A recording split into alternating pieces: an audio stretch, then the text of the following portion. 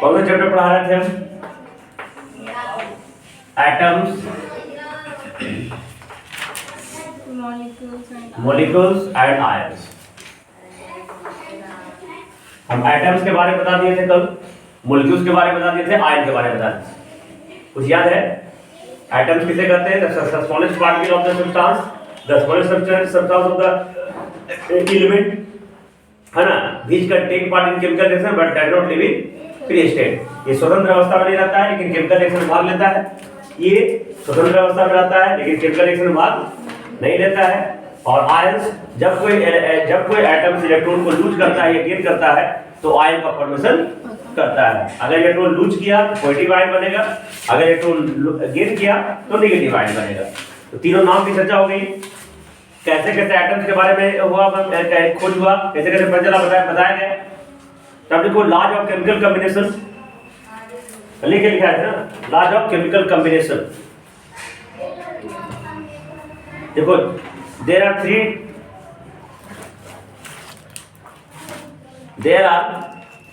Three laws of chemical combination. पहला law of conservation of mass। There are three law of chemical combination। There are three law of chemical combination। Law of conservation of mass। दूसरा law of constant proportion।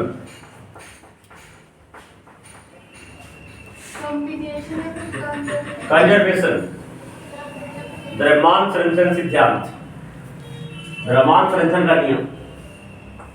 तीसरा में law of multiple proportion, law of multiple proportion.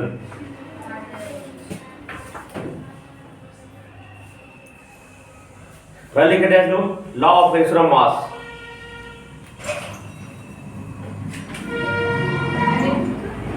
और law of pressure mass.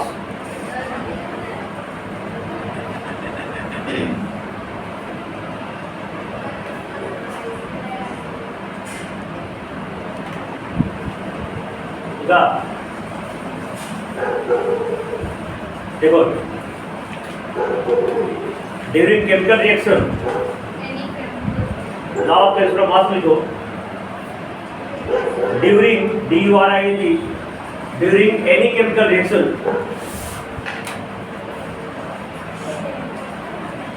during any chemical reaction, during any chemical reaction, mass of the reactants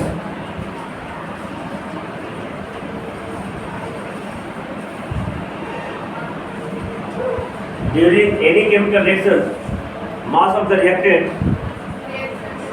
during any chemical reaction, mass of the reactant REACTNT, ACTNT, mass of the reactant is equal to mass of the product, mass of the product। ठीक है? देखो in other words we can say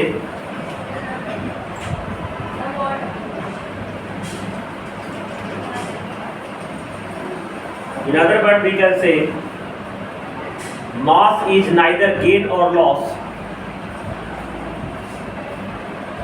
Mass is neither gain or loss। Mass is neither gain or loss during a chemical reaction। During a chemical reaction, gain or loss, mass is neither gain or loss during a chemical reaction। Is that it? Hey, आवाज कम करा। mass is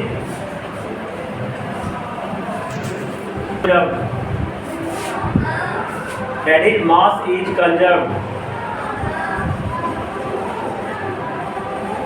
CONSCRDD. Example लिखो बेटा, जैसे chemical reaction है C plus O2 CO2, ये दोनों को 10 में भी इसको बताएंगे। ये जो एरो एट है इसके पहले को बोलते हैं रिएक्टेंट, माने अभिकारक, है ना, जो केमिकल रिएक्शन में भाग लेता है, जो केमिकल रिएक्शन में भाग लेता है उसे रिएक्टेंट कहते हैं, अभिकारक। और जो नया प्रोडक्ट बनता है, नया कंपाउंड बनता है उसे कहते हैं प्रोडक्ट। ठीक है, अब देखो मास ऑफ रिएक्टेंट कितना हो गया, मास ऑफ रिएक्टेंट है ना, कितना हो गया, C का हो गया 12 ग्राम प्लस 16 गुना 2, तो क्या हो गया 12 प्लस 16 गुना 32, 44 ग्राम हो जाएगा। अब मास ऑफ प्रोडक्ट देखो, मास ऑफ प्रोडक्ट ये भी 12 प्लस 16 गुना 2 ही हो गया, तो 12 प्लस 32 44 ग्राम, है ना। ये देखो क्या, H2 प्लस O2, याद है ना, ये देखो H2 प्लस O2 क्या बनेगा, H2O। तो अभी देखो मास क्या है, 1 गुना 2 प्लस 16 गुना 2, तो 1 गुना 2 और प्लस कितना हो गया बेटा, 16 गुना क्या हो गया 32, तो कितना हो गया बेटा 34 ना। एक इधर कितना हो गया, 1 गुना 2 जोड़ 16 18 ना है, तो ये गलत ना है, इसलिए इसको हम बैलेंस करना पड़ता है। क्या करना पड़ता है, तो H2 प्लस O2 को या क्या कर देंगे 2 लगा दिए, क्या लगा दिए, इस जगह 2 लगा दिए, तो बैलेंस हो गया। इसलिए law of cancellation of mass के चलते ही केमिकल इक्वेशन फॉर्म को बैलेंस करना पड़ता है।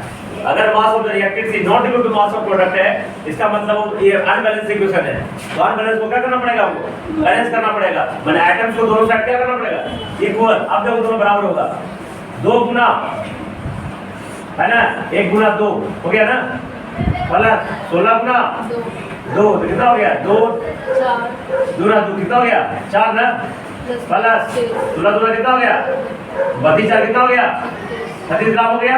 इधर कितना हो गया 2 गुना 1 गुना 2 प्लस 16, 2 इंटू 18 ना, 18 गुना 36 ग्राम। अब इस लॉ का इस मास को फॉलो करता है, लिख लो दोनों एग्जांपल।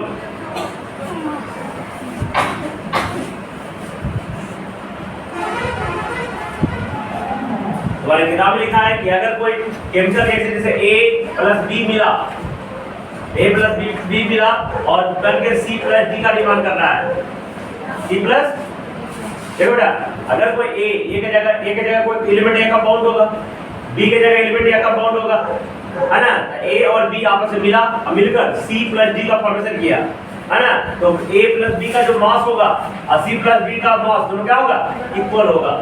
समझ रहे? अगर लिखो लॉ ऑफ कांस्टेंट प्रोपोर्शन, जल्दी कॉपी करो।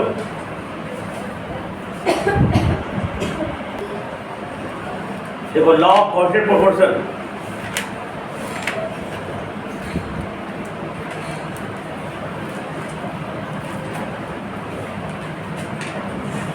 लॉ ऑफ कांस्टेंट प्रोपोर्शन को लॉ ऑफ डिफरेंट प्रोपोर्शन बोलते हैं।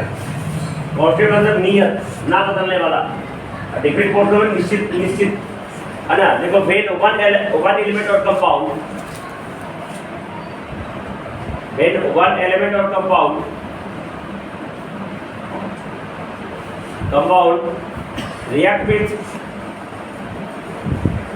react with another element or compound, react with another element or compound,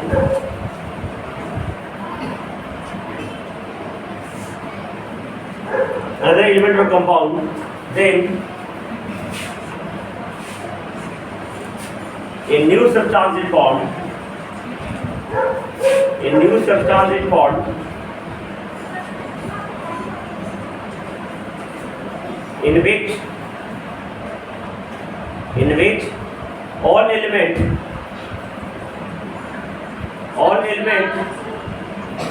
हाँ क्या है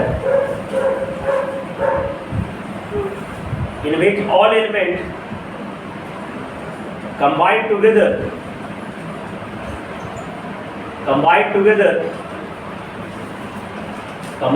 in a fixed ratio, combined together in a fixed ratio by its weight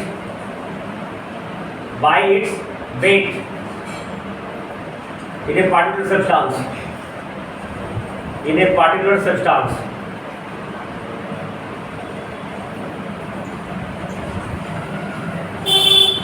ठीक है। चलिए example देखो, जैसे कि हम बता रहे C+O2 बेटा क्या बनाया CO2। ये CO2 जो बनाया ना, सबसे पहला जो चीज होगा कि हमेशा कार्बन डाइऑक्साइड जैसी हम लिखेंगे, ये जैसी तुमसे कोई पूछेगा या बोलेगा कार्बन डाइऑक्साइड, तुमको फिक्स रहेगा कि उसमें कार्बन और ऑक्सीजन नहीं होगा, उसमें दूसरा कोई एलिमेंट नहीं होगा। अंडरस्टैंड? जब भी कोई फिक्स सब्सटेंस है, पार्टिकुलर सब्सटेंस है, उसमें कौन सा एलिमेंट भाग ले रहा है ये फिक्स होगा। और इतने नहीं, इतना फिक्स होने के बाद इसका रेशियो फिक्स होगा। जैसे कार्बन का कितना होता है मास 12 ग्राम, ऑक्सीजन का कितना हो गया 16 गुना 2 ना, ऑक्सीजन 16 होता 16 गुना 12 कितना हो गया बेटा, एक काटे तो 12 बटा 32 4 दिया हमारा चलेगा ठीक, मैंने 3:8। इसका मतलब है कि in carbon dioxide in always carbon and oxygen combined in the ratio of 3:8 by its weight। और अगर ये रेशियो चेंज हो गया 4:5 हो गया तो कार्बन डाइऑक्साइड का फॉर्मेशन नहीं होगा।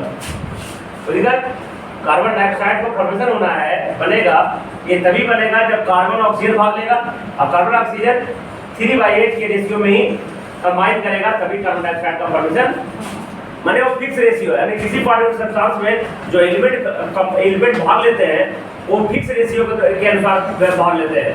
अगर रेशियो चेंज हो जाएगा तो कंपाउंड भी चेंज हो जाएगा, दूसरा कंपाउंड हो जाएगा। तो देखो एग्जांपल देखो, एक एग्जांपल इन CO2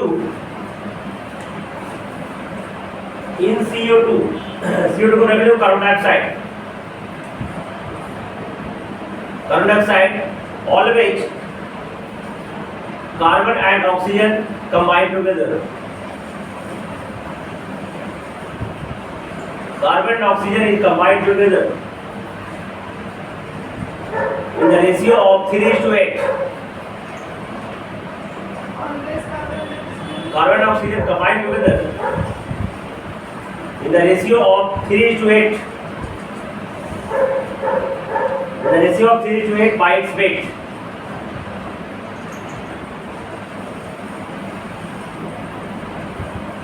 वैसे पानी में लिख लो H2O में 1 गुना 2 ना, हाइड्रोजन का मास 1 ग्राम होता है, 1 गुना 2 × 16, 2 × 16 का कितना हो जाएगा 1/8। देखो in water hydrogen and oxygen,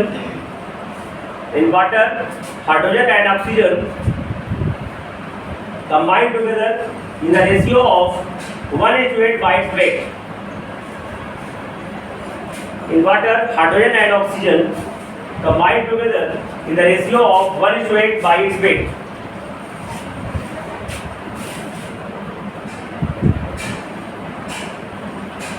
नीचे पॉइंट देख लिखेगा, if the ratio is changed, then compound will also change. If the ratio will change, then compound also. If this ratio is changed, then compound will also change. अगर ratio change होगा तो बड़ा का formation ना होके दूसरा substance का formation हो जाएगा।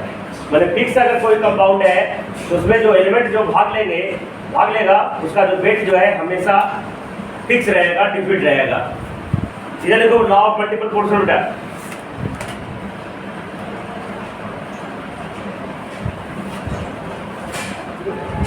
अच्छा वो लिखा है लॉ ऑफ कंजर्वेशन मास लिखा, तो law of conservation mass is given by Antoine Lavoisier, ANTONIE।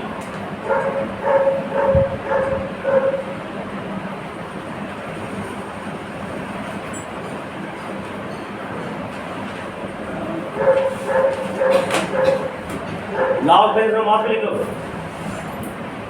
This is given by Antoine Lavoisier. LAVOISIER। पहला वाला में law of conservation of mass is given by Antoine लेगोजियर।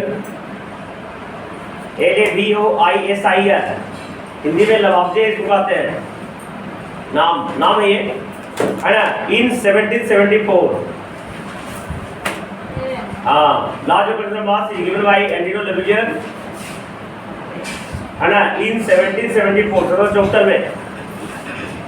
ये एक और पॉइंट लिख दो, he is also called father of chemistry। 1774 1774 he is also called father of chemistry।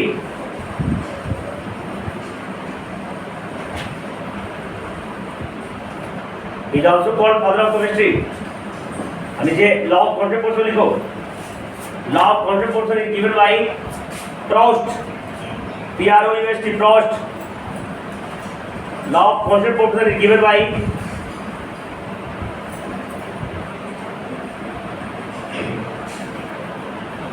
है ना। Law of concept portion given by PROUST Proust in 1779। 1779 law of concept portion के एक और अलग परिभाषा स्टार मार्क लिख लो क्या, इजी वर्ड में। लॉ ऑफ कॉन्सेप्ट पोर्शन के लिख लो, जैसे बाद में लिखना लॉ ऑफ कॉन्सेप्ट पोर्शन का, ये अलग परिभाषा है। देखो अकॉर्डिंग टू प्रोस्ट, ये तो मैं लिखा था अपने भाषा में समझाने के लिए। PROUST according to Proust a chemical compound always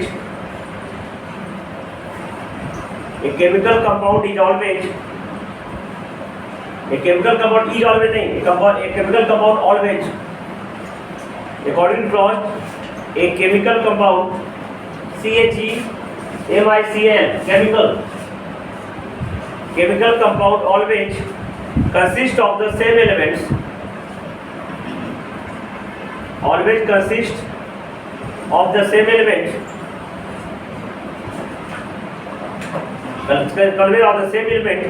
combined together.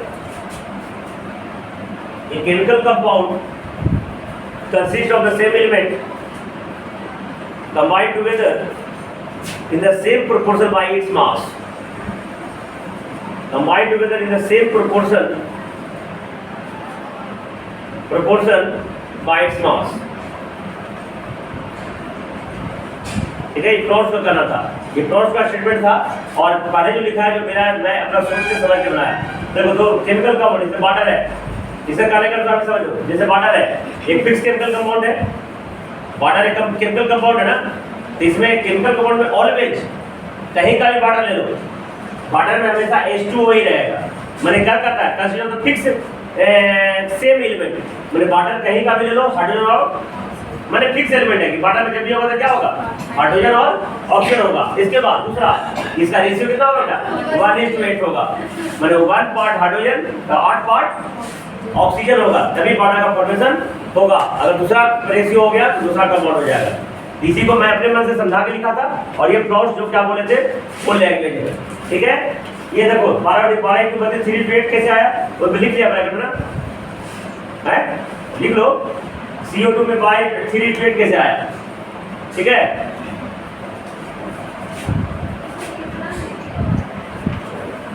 अगर लिखो लॉ ऑफ मल्टीपल प्रोपोर्शन, ये पढ़ने का तुमको नहीं है, लेकिन लिख लो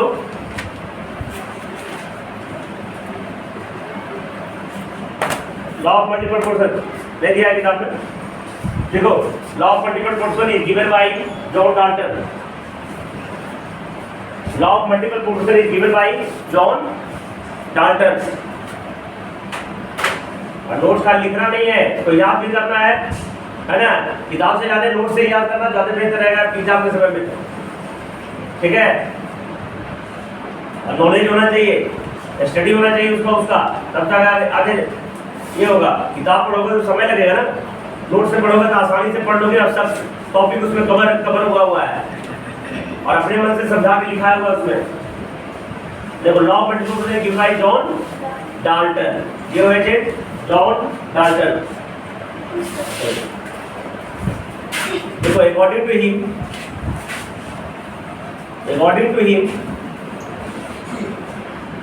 उनके अनुसार one element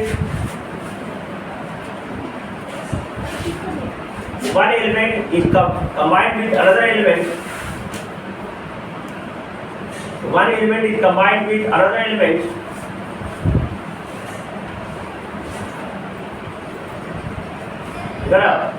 One element is combined with another element in multiple proportion.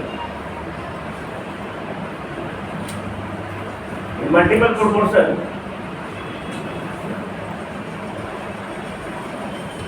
and form multiple compounds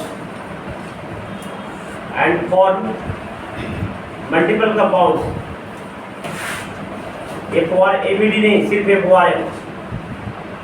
FORM से E भी काटो, form multiple compounds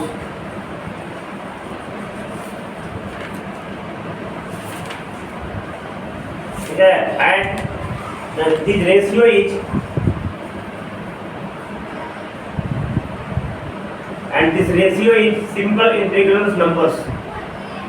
ये रेशियो रहता है तो फ्रैक्शन में नहीं रहेगा, पॉइंट में डेसिमल में नहीं रहेगा। This ratio is simple integral numbers. Example लिखे बेटा, जैसे देखो C+O2 CO2 बनाएगा, यहाँ पे रेशियो क्या हो गया, रेशियो कितना हो गया, 3:8 हो गया ना। और C+O2 CO का भी फॉर्मेशन करेगा, यहाँ पे बैलेंस कर लो, बैलेंस हो गया। तो CO में क्या है रेशियो, C का 12 ग्राम है, इसका 16 ग्राम, 4 दिया 4 जगह, यहाँ पे रेशियो 3:2 फिर 4 हो गया। तो देखो कार्बन ऑक्सीजन से मिलकर कार्बन डाइऑक्साइड भी फॉर्मेशन कर सकता है, कार्बन ऑक्सीजन मिलकर कार्बन मोनोऑक्साइड का भी, है ना। अगर एक ऑक्सीजन है तो मोनोऑक्साइड, 2 ऑक्सीजन है तो डाइऑक्साइड, 3 ऑक्सीजन रहेगा ट्राइऑक्साइड, 4 ऑक्सीजन रहेगा टेट्राऑक्साइड, है ना। समझे ना। एक के लिए बॉडी से होता है मोनो, मोनो, ठीक है।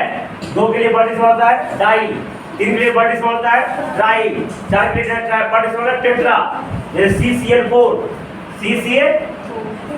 इसमें C फॉर कार्बन, 4 प्रोटीन है तो टेट्रा कार्बन टेट्राक्लोराइड, है ना।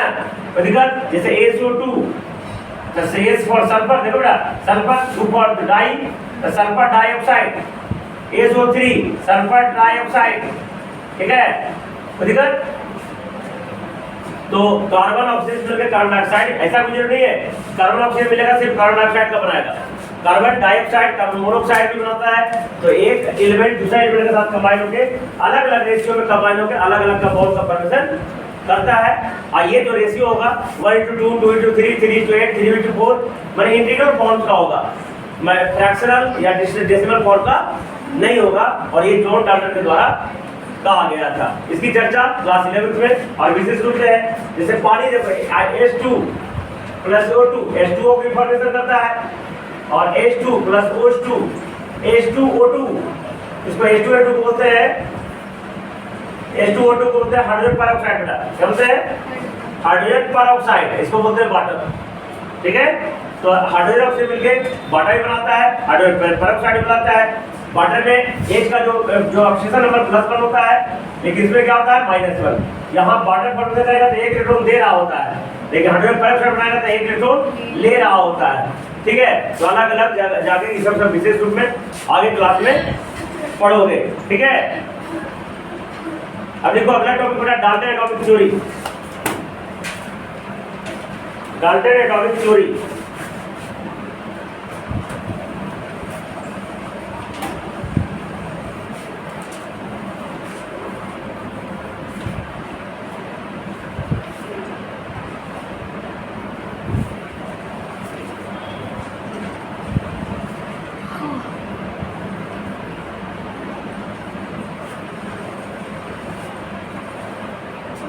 देखो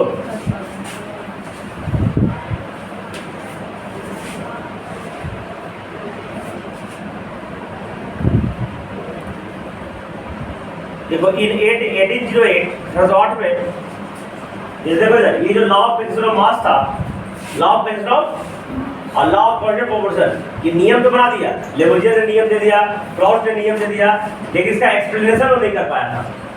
किसने? लेवोजियर और प्रॉस्ट ने इसका एक्सप्लेनेशन वो नहीं कर पाए थे। ठीक है, तो इसी को सिर्फ एक थ्योरी दिया हुआ था, एक्सप्लेन करने के, एक्सप्लेन जो नहीं कर पाए थे इसको एक्सप्लेन जॉन डाल्टन एक स्कूल टीचर थे, ब्रिटिश स्कूल टीचर, अंग्रेजी में इंग्लैंड में स्कूल में पढ़ाने वाले एक शिक्षक थे, उसने एक एटॉमिक थ्योरी दिया और एटॉमिक थ्योरी के बल पर लॉ ऑफ मास को एक्सप्लेन किया और लॉ ऑफ कॉन्स्टेंट प्रोपोर्शन को, जो अभी मैं कर रहा हूँ, जैसा एटम कन्फर्म कर रहे थे ना कि कार्बन एटम है, इसका मास इतना होता है, दोनों को जोड़ दिया, फिर प्रोडक्ट का मास निकाला, रिएक्टेंट का मास निकाला, देखो दोनों बराबर कर दिया। तो एटम का जब बारे में जानकारी हुई, तो एटॉमिक मास जब कवर हुआ, तब ना इस थ्योरी को एक्सप्लेन कर रहे हैं।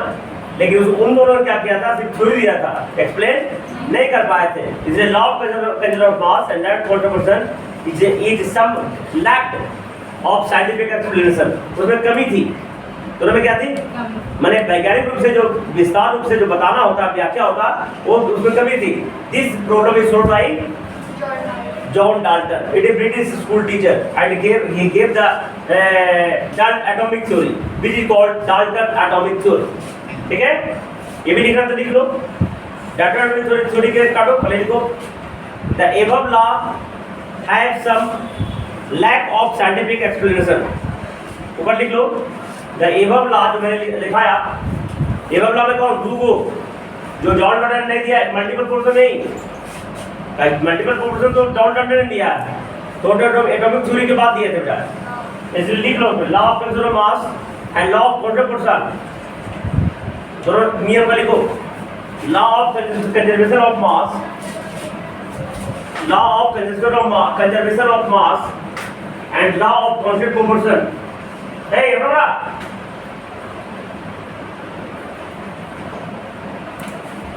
law of conservation of mass and law of constant proportion have some lacks, have some lack of scientific explanation. Lack में कमी होता है, have some lack of scientific explanation.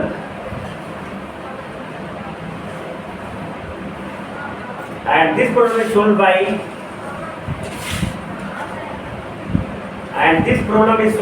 by a British school teacher, John Dalton.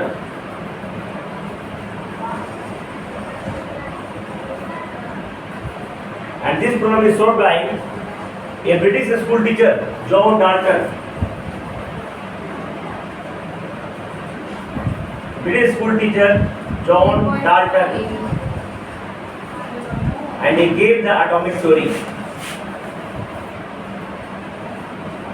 And he gave the atomic theory.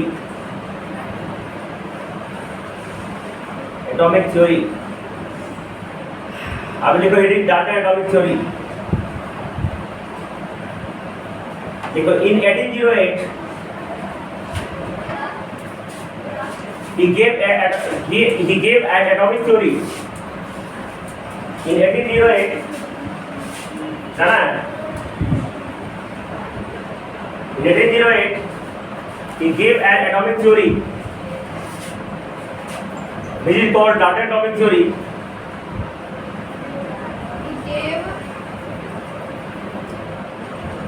He gave an atomic theory, which is called Dalton atomic theory.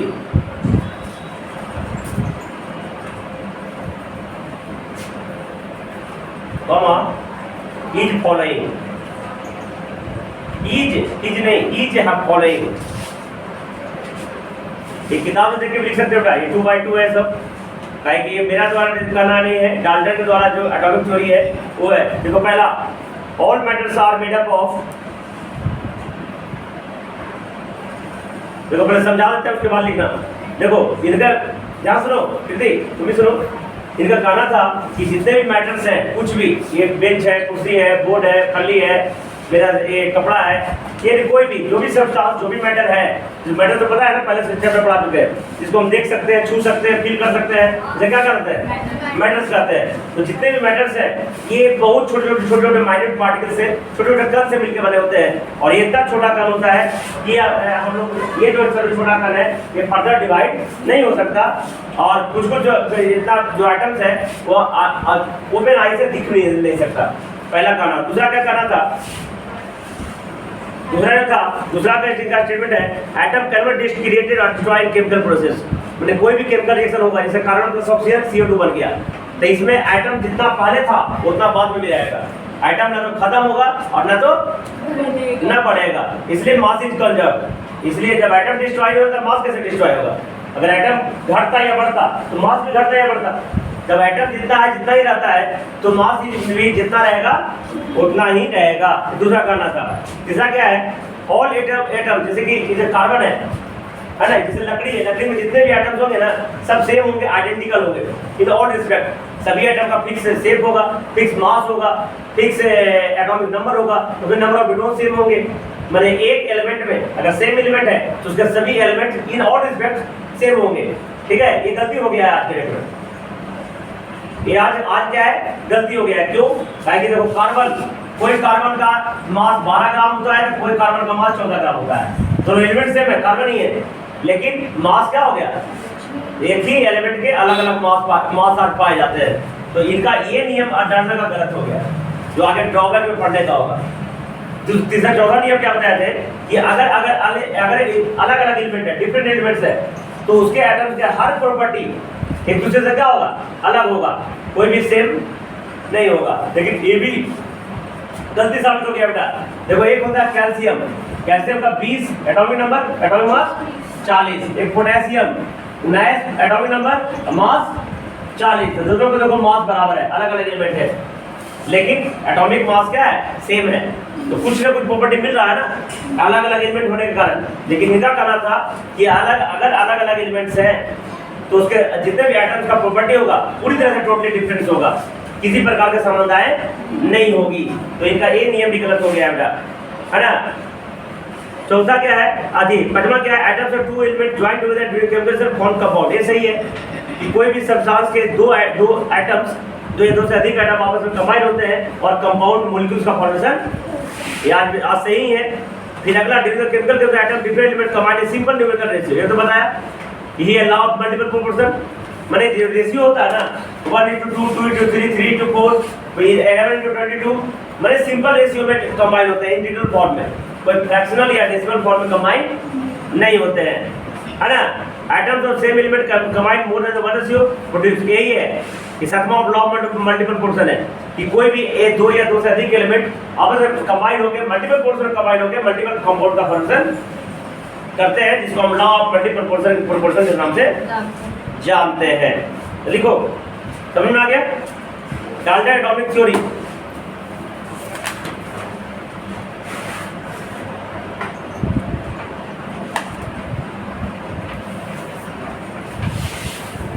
देखो, all the matter is made up of very small particles.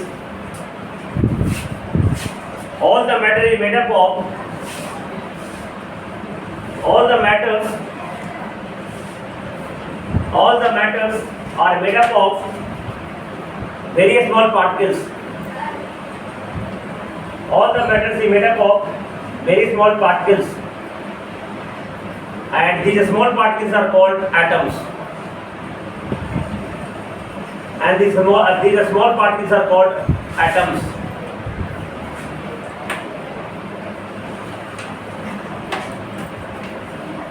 ठीक है, दूसरा लिखो, atoms cannot be divided. इनके अनुसार atom को divide नहीं किया जा सकता है, जो भी गलत हो गया बेटा, और गलत हो गया। एटम्स को फर्दर डिवाइड कर सकते हैं, और एटम के जरिए 3 फंडामेंटल पार्टिकल्स होते हैं, इलेक्ट्रॉन, प्रोटॉन और न्यूट्रॉन। तो इनका बहुत सारे नियम कानून जो दिए थे 1808 में वो गलत हो गया है ना। क्यों गलत हो गया है? क्योंकि तुमको जानकारी नहीं है। ये परिवर्तन एक संसार का नियम है, जो तुमको आज अच्छा लग रहा है हो सके अगला दिन खराब लग जाएगा। जो आदमी तुमको अच्छा लग रहा है वो आगे 3-4 साल के बाद वो खराब लग जाएगा। और ये जो अच्छा खराब लग रहा है वो तो 3-4 साल के बाद अच्छा भी लगने लगेगा। तो परिवर्तन के संसार का नियम है, इसलिए इनका नियम कानून भी जो उस समय सही लग रहा था आज क्या है, गलत हो गया है। ठीक है, तो पहला नियम गलत नहीं है, पहला सही है, पहला सही है। दूसरा जो है इनका बोलना था कि एटम्स करोड़ में डिवाइडेड, ये गलत हो गया है। और आज हम जानते हैं कि एटम के 3 फंडामेंटल पार्टिकल्स होते हैं। These are better atoms can neither be created, atoms can neither be created मतलब उत्पन्न किया जाना बेटा, nor be destroyed, मतलब नष्ट हो जाना, भ्रष्ट हो जाना, खत्म हो जाना।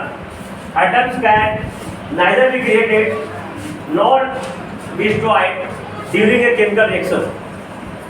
destroy का स्पेलिंग गलत है, DESTROY, ये सब सुधारो, ये सब करते करते 50% तो सुधारे हैं, अभी और भी 100% जरूरी रहती है, पूरी तरह से स्पेलिंग गलत है। Atoms can neither be created nor be destroyed during a chemical reaction। During a chemical reaction,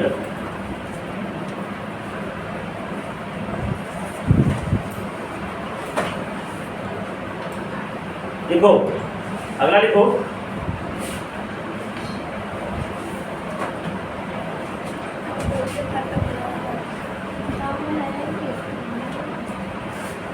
all the atoms of given element is same, all the atoms of given elements, all the atoms of a given element is same, bracket में लिखो, that is identical in all respects, that is identical in all respects,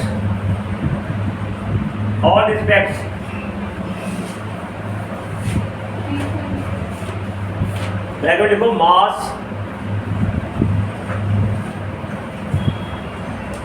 atomic number, chemical properties, etc।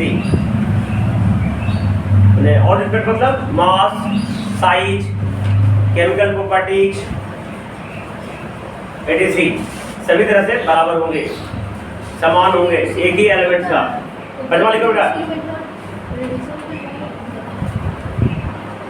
देखो items of, पचवा में items of different elements is different, items of different element is different,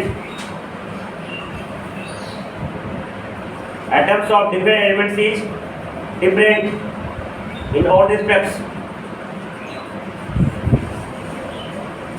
atoms of different elements is different in all respects, atoms of different elements is different in all respects, that is size, mass, chemical property, etc।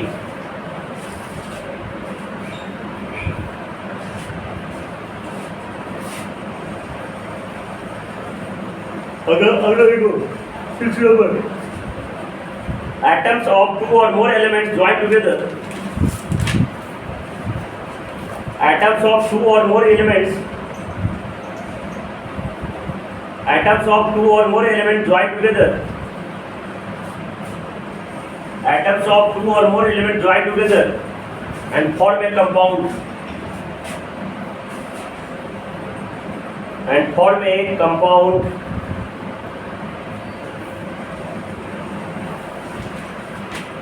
और molecules of compound लिखो बेटा, खाली compound नहीं है, दो items, दो या दो से अधिक आइटम मिलकर मॉलिक्यूल्स का फॉर्म करते हैं। तो items of 2 and more than 2 elements combine together and form a molecules of compound। अगला, the number and kind of atoms, the number and kind of atoms in a given compound is fixed, the number and kind, जैसे पानी है बेटा H2O में तो fix है, कितना hydrogen होगा कितना ऑक्सीजन होगा, फिक्स होता है। अब काइंड मतलब किसका, पानी जब भी बनेगा तो हाइड्रोजन और ऑक्सीजन ही भाग लेगा, तो किसी भी गिवन कंपाउंड में कौन एलिमेंट भाग लेगा फिक्स होता है, और कितना एलिमेंट भाग होगा वो भी, number and kind of atoms in given compound is fixed.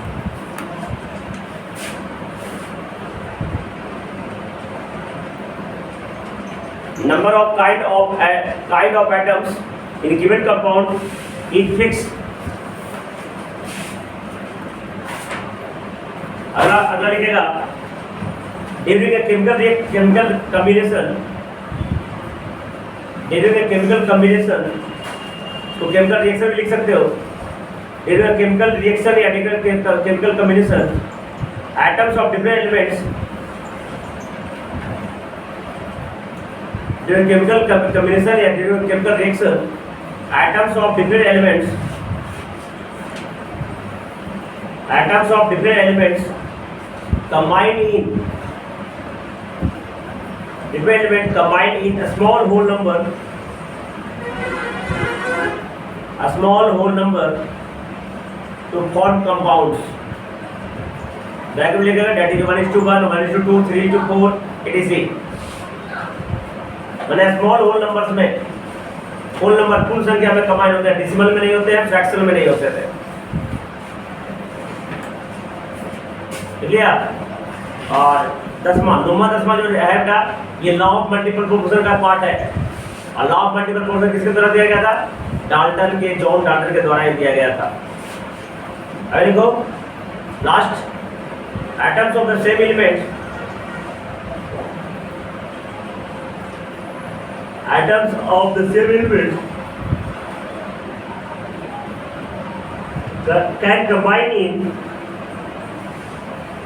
can combine in more than one ratio,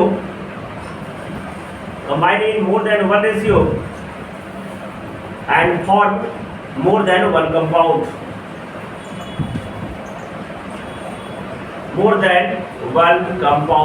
अलग रेशियो में कंबाइन होकर, है ना, अलग अलग कंपाउंड का फॉर्मेशन करता है। चलो बाकी अगले दिन